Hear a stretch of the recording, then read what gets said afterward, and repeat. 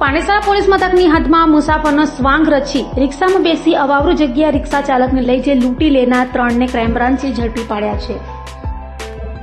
Surat crime બ્રાન્ચની team તહેવારો સમયે શહેરમાં શાંતિ જાળવવા વિવિધ ગુનાઓમાં નાસ્તા ફરતા આરોપીઓને ઝડપી પાડવા મેદાને છે। ત્યારે પાંડેસરા પોલીસ મથકની હદમાં રિક્ષા ચાલકને લૂંટનાર ટોળકીના 3 રેડાઓ મનિંદરસિંહ, હરનામનસિંહ તાક, નિર્મલસિંહ ઉર્ફે અય્યાસિંહ, મંગલસિંહ ઉર્ફે ઢોલાસિંહ ભાદા અને જસપાલસિંહ ઉર્ફે પાપા પંચમસિંહ ભાદાને ઝડપી પાડ્યા હતા। તો આરોપીએ કબૂલાત કરી હતી કે પાંડેસરા વિસ્તારમાં રિક્ષા ચાલકોને મુસાફર બની અવાવરૂ જગ્યાએ લઈ જઈ તેઓને ચપ્પુ બતાવી લૂંટ કરતા હતા અને હાલમાં 20 દિવસ પહેલા જ એક રિક્ષા ચાલકને ચપ્પુ બતાવી તેની રિક્ષા તથા રોકડ રૂપિયા સહિત 2,36,000થી વધુની લૂંટ ચલાવી હોવાની કબૂલાત કરતા ક્રાઇમ બ્રાન્ચે આરોપીઓનો કબજો પાંડેસરા પોલીસને સોંપવાની તજવીજ હાથ ધરી છે।